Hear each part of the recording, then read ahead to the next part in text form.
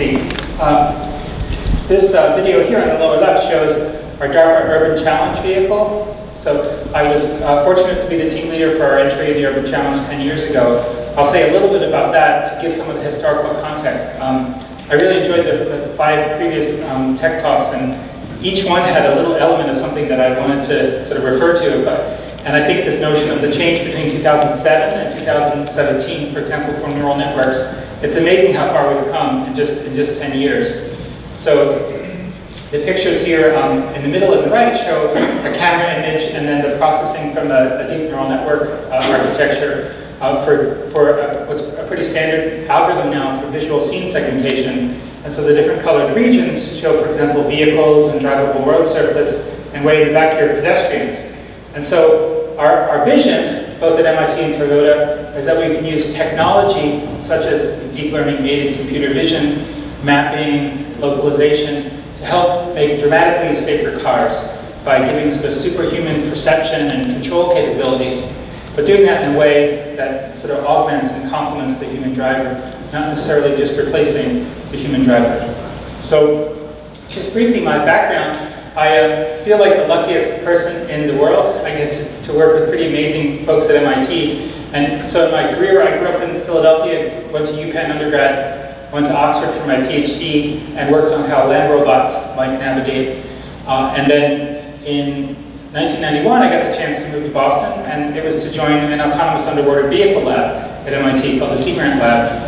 And there I helped write software for AUVs that led to a spin-off called Bluefin Robotics, which is here. I wasn't sort of one of the founders or anything, but it came from the lab that I was a part of. And since then, I've been in the ocean engineering, mechanical engineering departments at MIT, and also I'm thrilled to be part of the computer science and AI lab. And as a faculty member, I teach. Does anyone here cares about Deflategate? I teach our measurement instrumentation class, and I've done a lot. I can show you, if there's time, why Tom Brady's 100% innocent. And, but I'm actually a Philadelphia Eagles fan, and I'm pretty excited about the draft that's happening tonight in Philadelphia. But my research is really about how robots navigate and build maps, something called SLAM. This video in the middle here shows the result of a robot navigating in one of the floors of our building at CSAIL using stereo vision to build a 3D model and concurrently estimate its position. And some of the challenges that the robot needs to overcome are what we call loop closing, is when the navigation error grows as the robot travels, and if it comes back to a place it's been before, the map will be misaligned. And so when it is able to recognize a place it's been before, it can apply a correction and use that to improve both its navigation and the quality of the map. And in my career, it sort of turned out that this navigation and mapping problem is pretty central to self-driving cars, because GPS alone is not accurate enough. For example, near tall buildings, you get spurious reflections. The GPS is only accurate to a few meters. That's not enough to keep you sort of safely in the lane. And so the mapping and localization is sort of one of the technologies for self-driving vehicles. So let's see. So in the underwater world, we had no GPS, and so we used acoustics to navigate. We used sonars, and so one part of my career addressed sort of trying to navigate underwater. And there you have really poor communications links. But back in 2006, we got the idea to compete in the Urban Challenge, along with some faculty colleagues like John Howe, Neil Fritzoli, Seth Teller. And we were drawn to the Urban Challenge because driving is difficult in a city like Boston or New York or San Francisco. And one of the things that makes it so hard is that the robot needs to close the loop in real time, making decisions about what it should do next.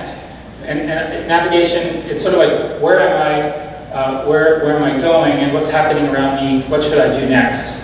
And our assessment, it's a sort of a long story, but I like to go back in time and talk about the Urban Challenge. I've probably showed these videos a few too many times, but in the lower left here, this shows data from the Velodyne laser scanner. So the Velodyne is a sensor that cost then about $75,000. It costs about the same now. It generates 1 million data points per second. This is actually for driving up Mass Ave from MIT to Harvard Square. And with our eyes, we can see tremendous detail. We can see cars and buildings and people, and we can sort of can get the notion that the robot really should be able to interpret this data to drive safely in the world. Well, it turns out that interpreting that data in real time is really challenging. And this turns out to be one of the sensors at the heart of the Google car and related efforts such as Uber and Cruise and so many startups now. But LiDAR data is not enough alone. In the Urban Challenge, we tried to use computer vision a lot. We were probably a little ahead of where the technology was. But in the lower right here, you can see the vision-based algorithms our robot tried to use to follow the road surface. We had to deal with looking straight into the sun. We combined laser measurements of curves with visual observations of markings on the road. And our robot tried to not blindly follow a prior map, but to try to guide itself with perception. And the way that it processed the perception data in the upper right here was using an algorithm called an ROT, a rapidly expanding random tree, where we would generate 50 different potential paths randomly 10 times a second, and the robot would try to choose the best one as it unfolded. And we had a sort of local map which represented where obstacles and drivable road surface were. And we tried to capture the uncertainty that's inherent to processing sensor data. So just a little aside on our team. So as a professor, our product is really our students. And in the front here of this picture, some of these folks, it turns out, well, if you look like where they are now, one of the guys here, in the shadow here, named Yoshi, one of our postdocs, he's one of the engineers that landed the rocket on the SpaceX barge. A couple other guys, this guy Sertash is now an MIT professor with a startup, also with this guy called Optimus Ride, which are in stealth mode, and I think they're operating in South Boston. Amelia Frizoli here is a professor now at ETH and a co-founder of Nutonomy, who are operating in South Boston. And quite a few other folks have startups, like Ed Olson has an enterprise mobility startup called May Mobility. And it's sort of if you were involved in these challenges, then there was something sort of special and magical about them that really paid off to the future. So just briefly about our vehicle, we tried to have more computers and sensors than any other team. We had a blade cluster in the back that wasn't really made for being used in a car. It needed about 4 kilowatts when it was fully, with 40 cores at full processing. So to power that, we needed a 6 kilowatt generator, and to cool it, we needed a 2 kilowatt air conditioner on the roof. It was a little crazy. And to make a very long story short, Carnegie Mellon came in first. So it was $2 million for first, $1 million for second, $500,000 for third, nothing for fourth. We were fourth, but pretty distant fourth. And we had a few incidents along the way. And all credit to Chris Urmson was the leader for the Carnegie Mellon team. He then led the Google Car project for about 7 years. Stanford was led by Sebastian Thrun and Mike Montemerlo. They were part of the Google Car team. Sebastian founded Google X, and I'll mention him a bit more in a minute. And so one of the things that happened to us, let's see if the audio plays here. Let's check in once again with the boss. That's the vehicle that runs Carnegie Mellon. This little incident took place about 5 hours into the 6-hour race. You'll see in a second. We were trying to pass Cornell. Is anyone here graduated from Cornell? And so here's 26 Cornell. Looks like they were having problems for 3 or 4 minutes, stopping and starting. Is trying to pass. Our vehicle was a little confused trying to pass it. For Skynet, the 26 vehicle. Wow. And Talos is going to pass. Very aggressive. Whoa! Whoa! We had our first collision. Crash in turn 1. Oh boy. That is, that's a bold maneuver. So what actually happens here? So in this robot race, there were no drivers. There were no safety drivers to take over. And with a robot car, you can look inside the brain of the vehicle. You can kind of see what it was thinking. And so here's a replay in the world model of the robot, what it was trying to do. And so we had 3 forward-looking cameras that here you can tell we know. And with the modern algorithm, it's a really no-brainer that that's a car, and we're on a road, and we should be careful that it might move. But in our state of the code 10 years ago, we were only processing laser scanner data, and it just saw a blob of laser scanner points. And even as we pulled around the side of the car and saw the side of it, we didn't classify it as a vehicle that could move. And it turned out that actually we had about 5 different bugs in our code, and Cornell had 4 or 5 bugs in their code that interacted to cause this kind of bizarre behavior. And in an academic spirit, a lot of our work, we released code open source. A lot of our code from this was released open source, our data. We published a journal article. It was a 38-page peer-reviewed accident report about MIT Cornell collision and other incidents that happened there. And the key thing was we had a threshold, a parameter that said anything moving less than 3 meters a second was not considered a car, which made it's actually easier to deal with faster moving cars than slow moving cars. Things like shopping mall parking lots keep me awake at night, thinking about shopping carts and people. Okay, so that was back in 2007. If you go forward a few years, if you'd asked me then, I would have said we were a long way from a robot that could handle Star Drive, or Copley Square. But it turned out that Google surprised us all. They had this secret project they started in 2009, and John Markoff broke the story in October 2010. By that point, they had driven 140,000 miles, and the sort of impact of the Google project was just so profound if you look at all the activity in the industry. And so I have a few slides to sort of look at some of the history of this. And first, did anyone notice an article recently this week from John Markoff that was kind of somewhat related or interesting in the New York Times? So there was this article, No Longer a Dream, Silicon Valley Takes on the Flying Car, also by John Markoff. And in fact, I'm quoted in this story, and I think I made a lot of enemies, because I said, I said all these wonderful positive things about Sebastian Thrun, comparing him to Elon Musk, but I said that sometimes Silicon Valley doesn't really get the laws of physics. And I said that gravity is a formidable adversary. Anyway, but that's the sort of flying car prototype for a company called Kitty Hawk, which is funded by Larry Page. And this is on Sebastian Thrun's Twitter feed, so that's him on the device. You can look that up online. And I do want to give homage to Sebastian and the sort of the vision and credit to just be so bold. But the key thing that the Google car project tried to do was by using a very precise map. If you make a map in advance and you can navigate your car very precisely, you simplify the task of driving. In the urban challenge, we thought this was cheating. We thought that DARPA wanted us to try to go with GPS-denied navigation. But if you turn a robot loose in the wild without a very accurate map, not a lot of prior information, it's actually really hard for it to make the right kind of decisions.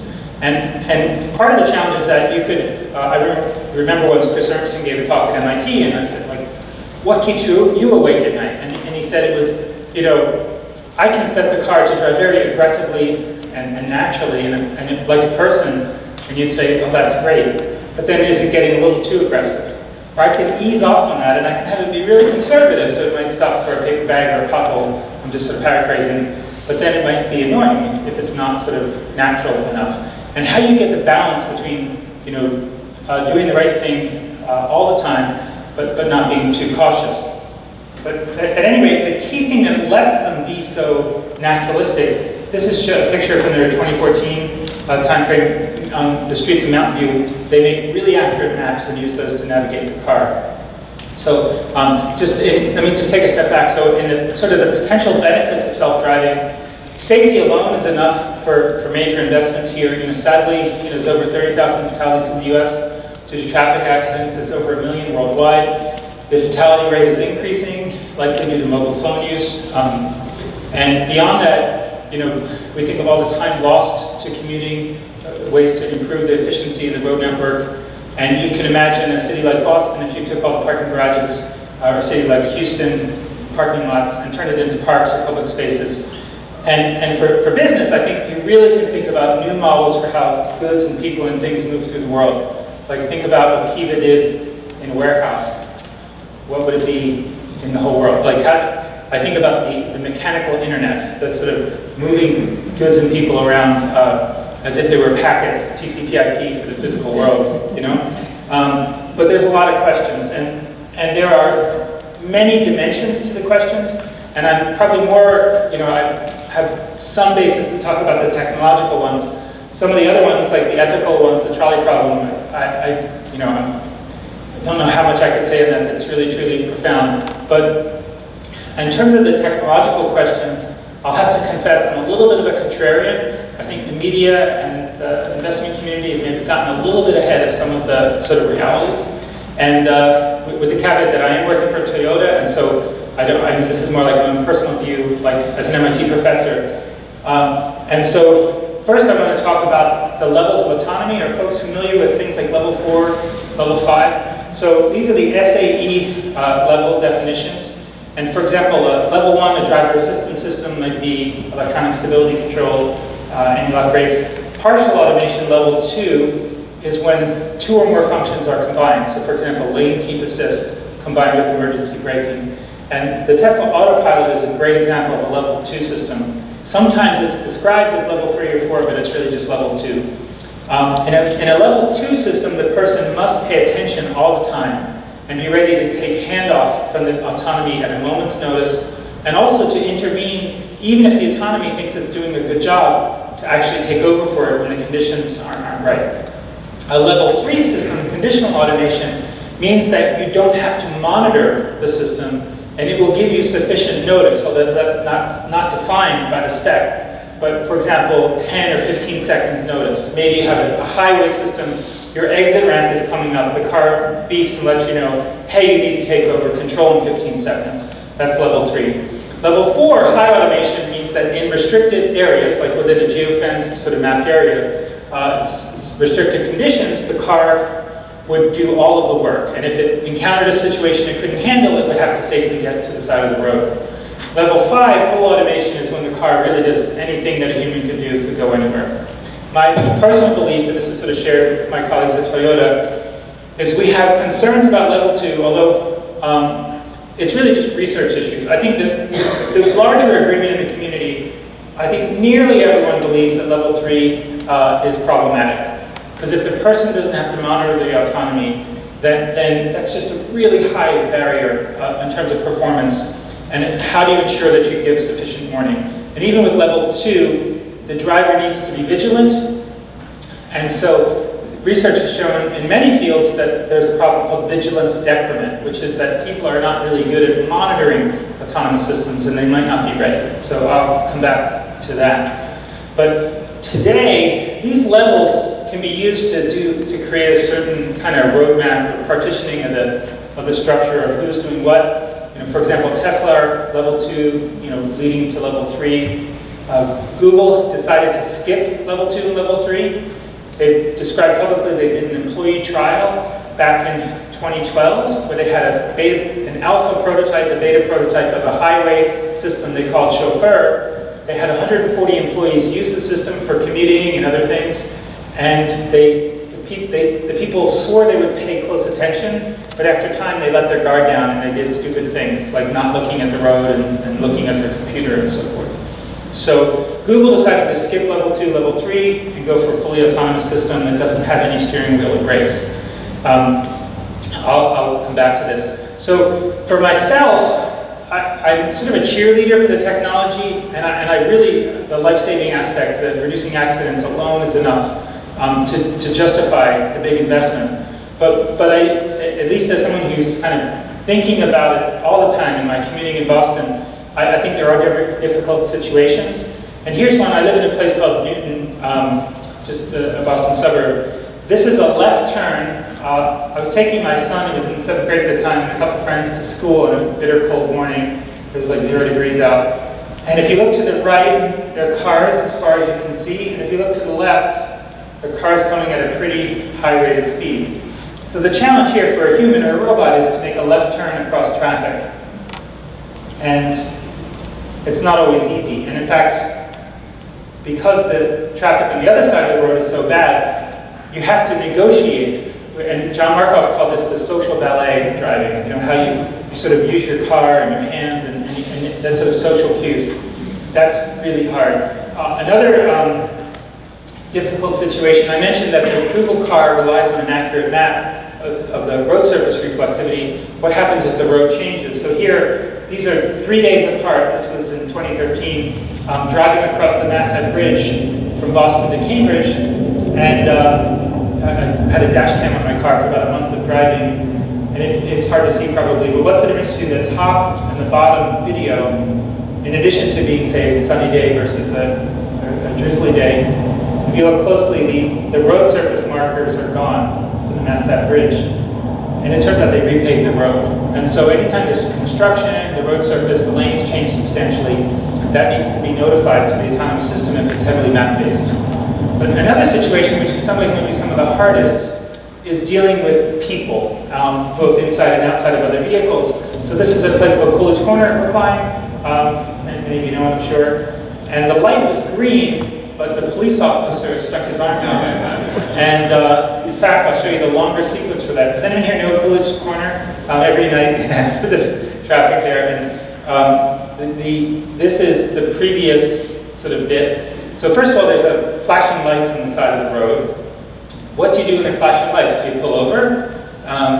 Well, just drive right by. But here there's one police officer is waving me through a red light, and then the next police officer is going to stop me at a green light. So if anyone here is a computer programmer, you know, how do you write software that says always stop at red lights unless there's a man on the side of the road who's a police officer who's telling you to go through the red light? It's not like Hello World, right? That's hard. And so and of course there's difficult weather conditions. So this is the MassApp Bridge, you know, during a snowstorm. And it's not just that the weather creates problems with traction and sensor range, but that if we're relying on the map to navigate precisely and we can't see the road surface, we've lost our capacity to navigate. And then of course this is from Google, and this is with all credit and homage to them that how amazing their system is. I got to ride in the system in 2014, and it really was awesome. And it just does things like deviate around cones, crosses railroad tracks, gives precedence to cyclists. But they really rely on the road surface reflectivity to do the localization or locating the position of the robot. And then there's, of course, the sun. So what do you see in this picture? This is also at Coolidge Corner, just a different time of year. So does anyone see the sun? Anyone see the traffic lights? Does anyone see the police officer standing right here? So you can just see his legs and the shadows from his legs. So he actually walked across me and he was directing pedestrians across. And so even though the light's green, so you can think about polarization or high dynamic range cameras, but clearly vision is going to be hard with the sun. And so in general, I think some of the technical challenges we have to deal with are maintaining maps. So the map gives you a prior. Amnon Sasho from Mobileye has said, you know, paraphrasing, I think he said that the map gives foresight to sensing. It gives foresight to planning and redundancy to sensing. That it sort of knows, and to me it's like giving you the expected data so you can classify expected versus unexpected. But if you're relying on that prior and it's wrong, then your system has to be able to know that. It needs a certain self-awareness. And as a SLAM person, as someone who works in mapping and localization, I want to have robots that can build the maps on the fly and correct. Adverse weather is obviously hard. Interacting with the people, other drivers, traffic cops, crossing guards, and then achieving really robust computer vision, getting a probability of detection that's close to 1 and a false alarm is close to 0, that's really hard. And so for level 2 and level 3, I think the big question is, can you trust the human to take control when necessary? For level 4 and level 5, can you get a perception and decision making so good that it can achieve very, very high rates of detection, 1 minus epsilon, while not stopping for every pothole or paper bag or leaf, pile of leaves in the road. And so there are these kind of two paths, the parallel autonomy approach versus some people feel you should work incrementally through the levels 2, 3, 4. Other people feel you have to jump over 2 and 3 because you can't trust a human. What we're trying to do, both at MIT in a project that Liam, who was here, who did the Duckytown project, he was my postdoc, and he's leading a whole other project he could have given a great talk on at MIT with Daniela Roos for what we call parallel autonomy. We're doing a similar related idea at Toyota, where you have, instead of having the human monitoring the autonomy system to sort of take over, like autopilot when it beeps, you have the human driving normally, but the autonomy will jump in to try to prevent accidents. And I call this the guardian angel system. And in Toyota we call it Guardian. And in fact, So let me shift gears a little bit. In 2016, I got the chance to join Toyota Research Institute. So MIT has they like it when faculty get out of the ivory tower and go into the real world and do something. Like, they encourage faculty to try to do startups or to go to government and various things. And I've never done a startup, but TRI, Toyota Research Institute, came along as an opportunity. We're led by Gil Pratt, who was the program manager for the DARPA Robotics Challenge.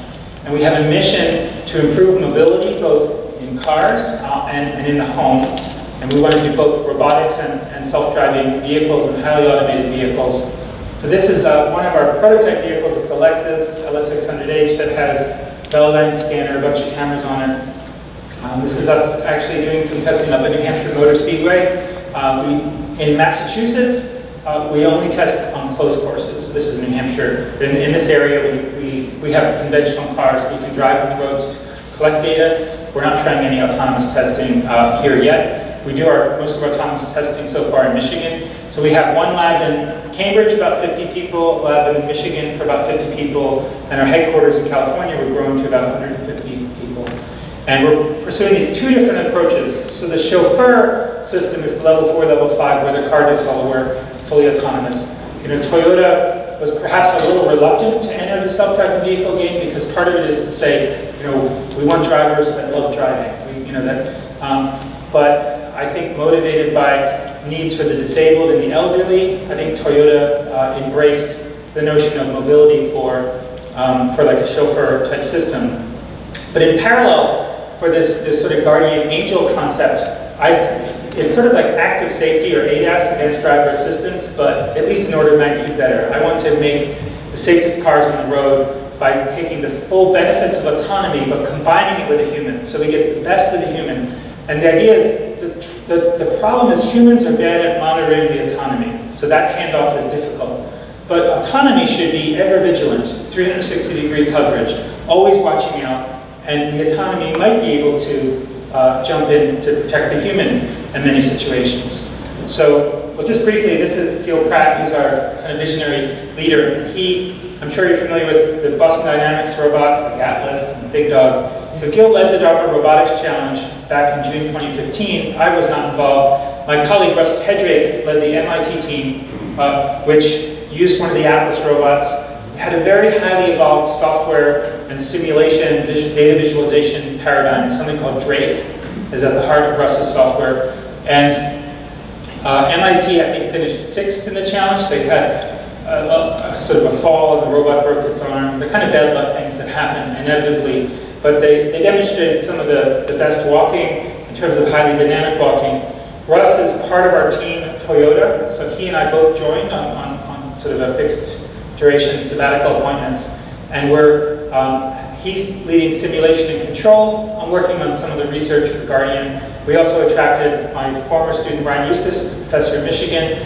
He's our director of autonomous driving, and actually now vice president for autonomous driving. And so this is the announcement of TRI with Gil and Akio Toyoda, the president.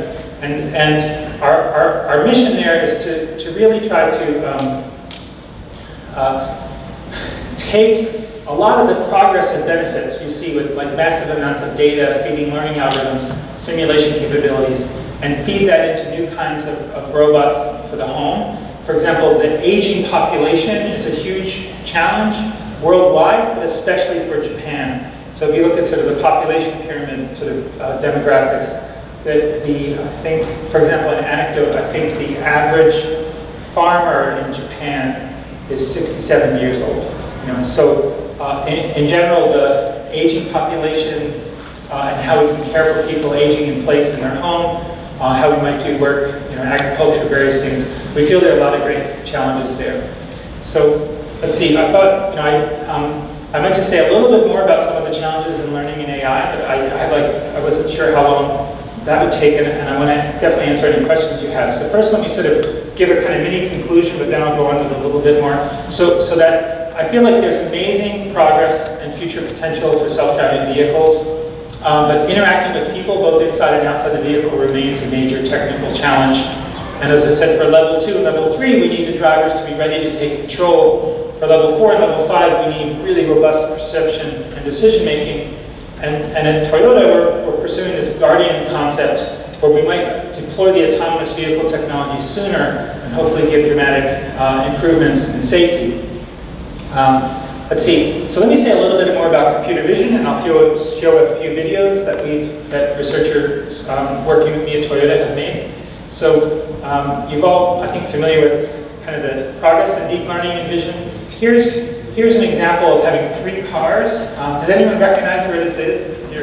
It's kind of an example of loop closing and slant. It'd probably be really good if you could recognize, like, what city in the Boston area do you think that's from?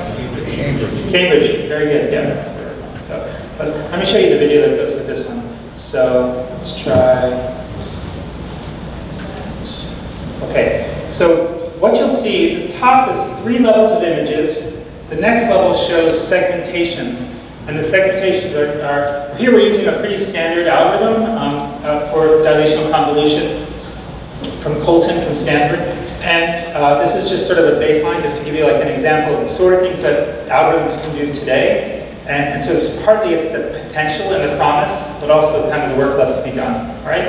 And so as an AI researcher, the competence in deep learning is relatively narrow. Like image labeling is really hard and the progress is great, but there's a lot more to intelligence than just being able to label parts of images.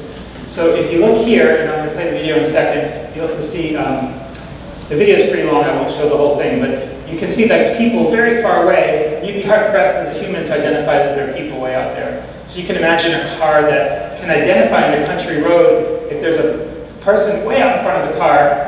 And let me just show you what just went past. If you imagine giving that sort of superhuman perception to a car to alert a driver that might not be paying attention. Let me backtrack a little and show you what we just saw. So you'll see, so different colors have different classes. So there's blue is a car. The different shades of pink are drivable and non-drivable road surface. In a second, you'll see a bicyclist. So there's a bicycle and pedestrian. And then you just saw a truck go past. And this kind of shows you how far we have yet to go. By the way, the data is not, things like road paint are not trained in the algorithm. So there's a truck, and I'll show you another example of this. So red is person, okay? And so it's precision moving, and it actually, the labels that it assigned are person/rider. And by the way, the bottom parts here, these squiggly lines represent sort of confidence, a level of what's the distance between the leading category and other categories. So places where it's kind of like yellowish, the algorithm, quote, knows it's less confident. Things it does a great job with, like here's a sign, the yellow is a sign, it does a really good job there. But let me switch back to PowerPoint here. And so if you look at the amazing progress, it turns out that it says person/rider. So how does a robot know that a picture of a person on the side of the truck is just a picture and it's not a person? But let me go more. So see the precision moving? If you sort of squint your eyes, do you see a sort of vertical structure there? So what do you think it thinks that part, that brown color? It says fence. It thinks that's a fence. And so that's sort of a typical output you get from a learning algorithm. And so if it's not trained for images on the sides of trucks, it's going to do the best it can and come up with some pretty things. Now I mentioned the left turn across traffic before. So it also thinks the front part of the truck is a traffic sign. Now maybe the truck went past for a second, maybe that's not a big deal, but if the truck was stopped in the road, you can imagine the robot getting kind of confused, right? And so let me go back to the left turn across traffic. So I mentioned we're not doing any robotic testing in Massachusetts, at least not yet, but I'm really obsessed with this left turn intersection. It's in the intersection of Kendall Street and Parker Street, if anyone here is from Newton. And it's a really great example. At 8 o'clock in the morning, within a half-a-mile radius, there are 2 elementary schools, 2 middle schools, and a high school. And there's all sorts, especially if it's raining, there's all sorts of traffic. And here, this is us trying to make, so about a month ago, I took our robotic car there, and we made a dozen left turns with just really bad traffic. And the idea is to collect data for data sets to use for algorithms to learn. And we have both driver-facing cameras as well as outward-facing cameras. So I won't show too much of that, but you can see the kind of the robot eye view of the world. We also have a Velodyne laser scanner. And this is our test driver, Carrie, who is driving the car. And the let me show you what that looks like. The cameras. So here's so this is so one of the challenges I mentioned is weather, and so one of the challenges you have in computer vision is getting raindrops on the lens of the camera. And so I mentioned red was the color for pedestrians. In a second, is it playing? Oh, sorry. I'll jump this ahead a little bit. So here you'll see, driving up to the intersection. So the car has 3 cameras, so it actually has about 7. But it's, you can see the advantage that the car has, that it can see. It doesn't have to do the turning its head back and forth that I did. And you'll see, I think I might I'm walking around taking little videos. You might see me. What actually happened is, when I was driving, sometimes I'd have to wait 3 or 4 minutes to have a gap. I think when people saw this car with the Velodyne laser scanner, they're like, oh, what's that? And they would stop and they would let the car go. So the data set wasn't as challenging as I wanted. But anyway, you get the idea. All right, so I'll stop there. But here, I think one other thing I'll mention is, with the Velodyne scanner, even though laser is a great sensor and there's lots in the news about LiDAR and so forth, it still is challenging, especially this mailbox and the tree and the telephone pole and the trash can. It happened to be the trash collection day. It's really hard with occlusions for getting the right sort of decision making to know that nothing's coming. And the sort of inching out behavior that a human does, how does the robot get that sort of self-awareness to know that it needs more information? So those are some of the challenges we're working on. Okay, well, good time to stop. I'll take any questions. I have a question. My question is, what's your opinion on level 2 and level 3? Like, do you think Toyota will just skip that and go to level 4? With the amount of accidents that we have just with the phones and the texting, people are not going to be alert to be able to take over, right? So what's your opinion of what I should do? Okay, so I think what I think it'd be safe to say that our research indicates that level 3 is problematic because of the human attention. I think for level 2, I think we need more information to truly know. I'm supportive of a kind of hands-on level 2, where you send a very clear message to the driver that they're responsible for the car. I'm less enthusiastic about a kind of hands-off level 2, because I think we need to be very clear in conveying information to the driver that it is their responsibility. So there's a whole education piece about this technology that I think, that's why, as a professor, the kind of ducky down stuff. Well, first of all, educating engineers. So if you can do a PhD in this area, many of you haven't, but the demand is so strong, not just in self-driving, but for, say, artificial intelligence for Facebook, Amazon, Google, you name it, if you can do learning, machine learning, vision, science. But beyond the education of like a PhD level, master's level, even just educating the public to get a notion of what the systems can and can't do, I think that's really important. So I am supportive of level 2 in the context of really strong education to the customer, but I think that we have to be careful we don't market it like safety first, convenience second. That's my view, and attention always. On your Guardian concept, I don't know how far along you are with testing it, but it seems to me that there's going to be an interesting test about the interaction between the live driver and the autonomous takeover in various different conditions. One where the driver could not possibly be aware of the accident that's about to happen. Another one where the driver is aware and might want to do something differently. So how are you thinking about testing all of that? Right. I think what I would say is it's a research project, and I think you're pointing to exactly some really interesting questions. You can imagine a spectrum of situations, like something as extreme as how frequently an airbag goes off. so that, like it's really an extremal event where you could document that it was just an impending. I think for situations where it's more nuanced, where that's going to be more challenging. I think that, for example, Cadillac have announced Super Cruise. They're going to have a driver monitoring function, and I think in general, part of the interface to the human is a key research challenge, the UX and the human factors. But I think you need to come up with some notion of what the human is doing. So for the situation you specifically mentioned, imagine if the driver is looking away, where an intervention might happen, versus if the driver is engaged, there might be sort of different responses. Yes? Thank you for a great talk. My question is that in many ways the problem of autonomous driving seems to be the problem of decreasing returns, as in we need to design for extreme circumstances because at stake are human lives and we cannot fail. But those extreme circumstances may be very occasional, very rare.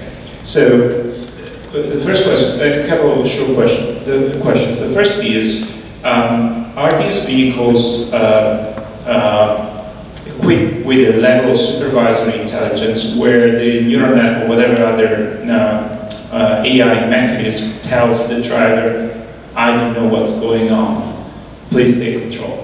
And the second part of the question is, can we do that ahead of real time using predictive analytics? For example, we're cruising along a highway, we know that there is a traffic jam. We know that that is very likely to cause confusion. We can warn the driver ahead of time so that maybe she wakes up before getting to the point where they need to take control. Right, well I think you raised a number of really great points. First of all, on the extremal events, I think that's part of the great challenge, that humans are really actually very good at driving. Fatality is typically every 100 million miles of driving. And so to capture those rare events, you need massive amounts of data and to corner cases. At TRI, we're making a big investment in simulation with the hope that we might be able to use simulation to augment real data to generate some of those corner cases. One of the other issues is how do you test in the most demanding situations? If you drive your vehicles under favorable situations only, you might have very good statistics for things like handoff and takeover, but your system might not learn as much. You might actually push your system very hard and say, like I'm a fan of closed course testing where you really stress the system, forcing it to those situations, but it all has to be done safely. On the issue of the system's kind of self-awareness, I agree that's a great research challenge. I would call this almost like meta-intelligence. It's knowing what you know, knowing what you don't know. It's the not knowing that you don't know is the really hard part. And I guess your final point, let's see, I think you were saying the look-ahead capabilities. Yeah, so two things is that I'm a big believer in sort of model predictive control so that you can sort of try to anticipate. But another part of the story that's often comes up in self-driving vehicles is the connection to infrastructure. So vehicle to vehicle to vehicle to vehicle to vehicle communications. If my car is stuck in a traffic jam on the Mass Pike and I know that there's a gap behind me, I would be very happy for my car to be broadcasting backwards, hey, there's stopped vehicles. For whatever reason, through government efforts and industry consortia, it seems like efforts on V2V and V2X have been very slow. Who wants to pay for it? How do we get standards? But for things like the left turn, if the cars could communicate with each other, for example, I've thought about almost an economy where I would pay you a nickel. My car would pay your car 5 cents if you let me pull in. My car would fine your car 25 cents if you cut me off. Like imagine in a little micro economy. Can we do something like that? So you sort of, sorry. Oh, yeah. Oh, sorry, hi. So you sort of touched on my question, but I guess, is there a movement to create a network that essentially allows everything to communicate with itself, which would seem to be a logical step, not just to communicate incidents, but also to communicate changes in the conditions, the mapping, all the things around it, whether it's a pothole on the road or anything like that. So I guess, is there a movement to do that? And then building on that, I can kind of really think out, would that allow the infrastructure to then modify itself based on the conditions it sees, particularly as it relates to traffic, not necessarily for anybody Yes. Where you see empty roads against roads that Yes. are full of pedestrians. So I'm not aware of a really strong effort on the communication piece. I mean, I can point to papers in the literature and government-funded efforts like CAMP, but it seems that what we're missing is that entrepreneurial spark where somebody gets the idea that propagates the way like the Uber app propagated, that there's a financial incentive. Maybe the insurance companies, maybe we need to reinvent insurance. Somehow someone has to find a way to monetize that shared data and cooperation in a way that acknowledges risk and liability. And I think changing the infrastructure is a great idea, modulating the flow so that, but then there are issues of sort of personal freedom. So I'm annoyed by the mass bike driver that goes 80 miles an hour and moves in traffic, and I believe they're going to create sort of accordion effects that keep us slowing down. But if we throttle back every driver, maybe some drivers will be really annoyed, and so that's a tough question. One more? Yep.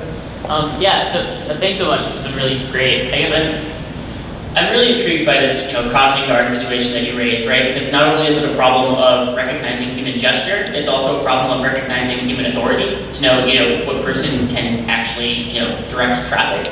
And I guess I'm just wondering, is this a problem that we're on our way towards solving, or is this still early stages, or how are we doing on that? I'd say it's early stages. So imagine if some teenagers throw on yellow vests and they go into traffic and they start waving down on the driverless cars.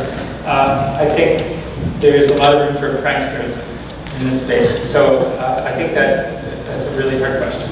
How do you know that a policeman is a policeman?